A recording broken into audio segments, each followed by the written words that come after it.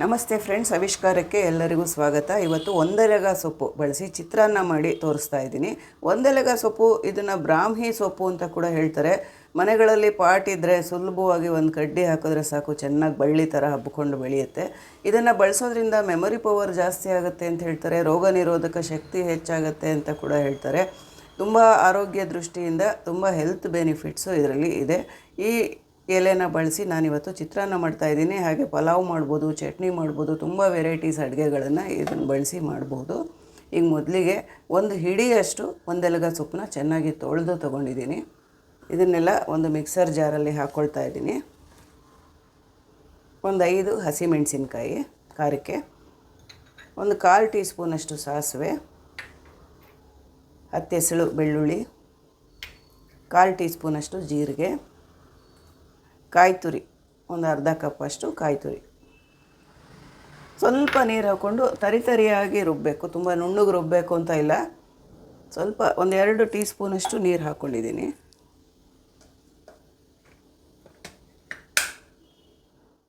ಈಗ ಚಿತ್ರಾನ್ನಕ್ಕೆ ಒಗ್ಗರಣೆ ರೆಡಿ ಮಾಡ್ಕೊಳ್ಳೋಣ. ಬಾಣಲಿನಲ್ಲಿ ಸ್ವಲ್ಪ ಎಣ್ಣೆ ಹಾಕಿದ್ದೀನಿ. ಚಿತ್ರಾನ್ನಕ್ಕೆ ಎಣ್ಣೆ ಸ್ವಲ್ಪ ಮುಂದಾಗಿದ್ರೇ ರುಚಿ ಚೆನ್ನಾಗಿರುತ್ತೆ. ಅವ್ರವ್ರ ಚಾಯ್ಸು. ಎಣ್ಣೆ ಜಾಸ್ತಿ ಬೇಡ ಅಂತಂದರೆ ಕಡಿಮೆನೂ ಹಾಕ್ಕೊಳ್ಬೋದು.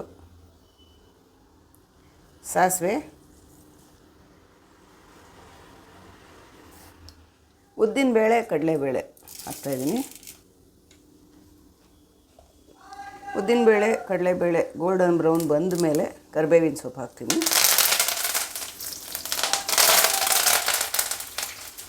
ಈಗ 2 ಮೀಡಿಯಮ್ ಸೈಜಿನ ಈರುಳ್ಳಿ,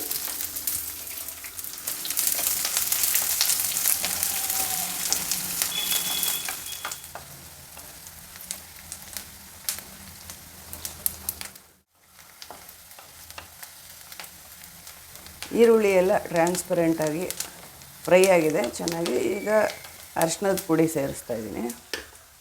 ಒಂದು 1/4 ಟೀ ಸ್ಪೂನಷ್ಟು ಅರಿಶಿಣದ ಪುಡಿ,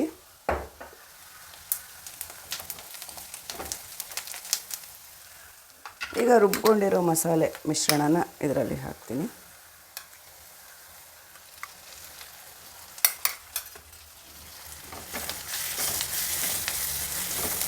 ಚೆನ್ನಾಗಿ ಹುರಿಬೇಕು. ಸೊಪ್ಪಿನ ಹಸಿ ವಾಸನೆ ಎಲ್ಲ ಹೋಗೋವರೆಗೂ ಹುರಿಬೇಕು.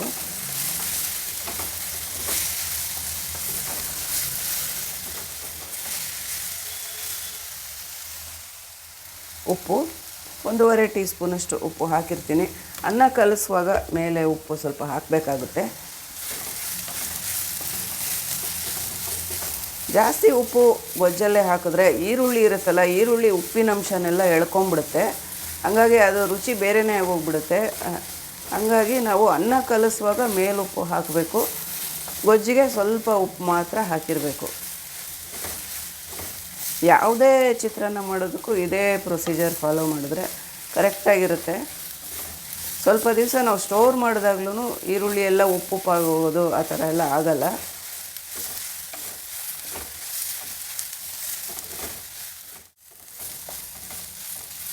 ನೀರಿನ ಅಂಶ ಎಲ್ಲ ಹಿಂಗಿದೆ. ಈಗ ಲೈಟಾಗಿ ಎಣ್ಣೆ ಬಿಡ್ತಾ ಇದೆ ನೋಡಿ, ಬಾಣಲೆಲೆಲ್ಲ ಎಣ್ಣೆ ಕಾಣಿಸ್ತಾ ಇದೆ. ಸೊ ಈಗ ಗೊಜ್ಜು ರೆಡಿ ಆಗಿದೆ ಅಂತ ಸ್ಟವ್ ಆಫ್ ಮಾಡ್ತಾ ಇದ್ದೀನಿ. ಈ ಗೊಜ್ಜು ತಣ್ಣಗಾದ ಮೇಲೆ ನಾವು ಫ್ರಿಜ್ಜಲ್ಲಿ ಇಟ್ಕೊಂಡು ತಿಂಗಳವರೆಗೂ ಸ್ಟೋರ್ ಮಾಡ್ಬೋದು.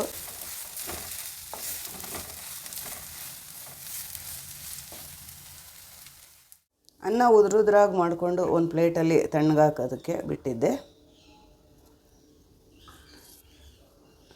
ಸ್ವಲ್ಪ ಗೊಜ್ಜನ್ನ ಇದರಲ್ಲಿ ಹಾಕ್ಕೊಂಡು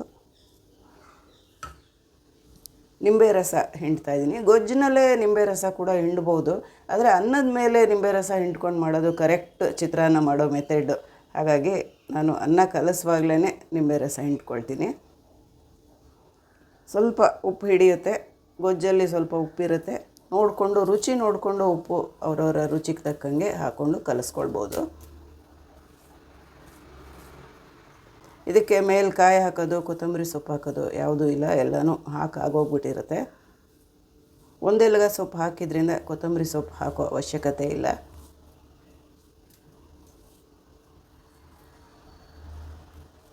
ರುಚಿ ನೋಡಿ ಉಪ್ಪು ಹುಳಿ ಎಲ್ಲನೂ ಹದ ಮಾಡ್ಕೊಳ್ಬೋದು. ಖಾರ ಬೇಕಂದರೆ ಇನ್ನೊಂದು ಸ್ವಲ್ಪ ಗೊಜ್ಜು ಹಾಕ್ಕೊಳ್ಬೋದು.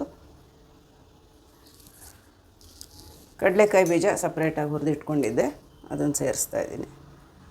ಈಗ ಒಂದೆಲಗ ಸೊಪ್ಪಿನ ಚಿತ್ರಾನ್ನ ರೆಡಿ ಆಯಿತು.